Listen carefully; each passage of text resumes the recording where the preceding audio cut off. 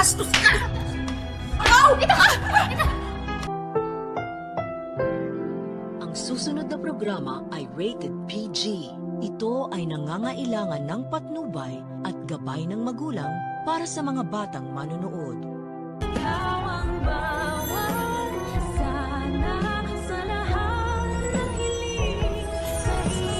Paano na? Nakakasama mo na siya.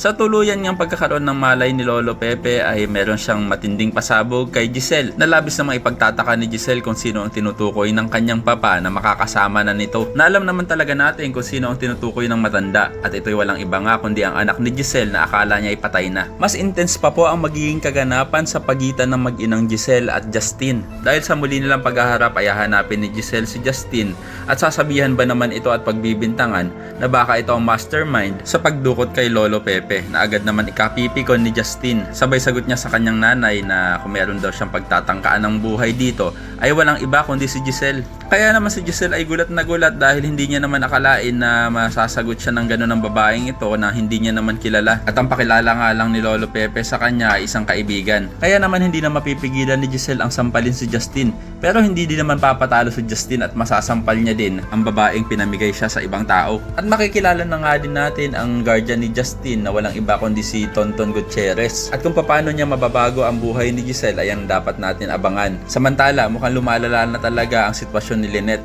dahil unti-unti na nga siyang nalalagasan ng buhok. Kaya naman mapapayakap na lang siya sa kanyang asawang si Carlos dahil sa sobrang niyang pag-aalala. Pero sandali lang, nakapagtataka naman na nagising na si Lolo Pepe pero wala siyang natatandaan. Naku, naloko na, mukhang nag-amnesia pa nga. Kaya naman kung isa ka rin sa mga umaasang sana hindi nag-amnesia si Lolo Pepe ay pakilike ang video na ito and don't forget to subscribe. Thanks for watching and see you next time. Bye-bye!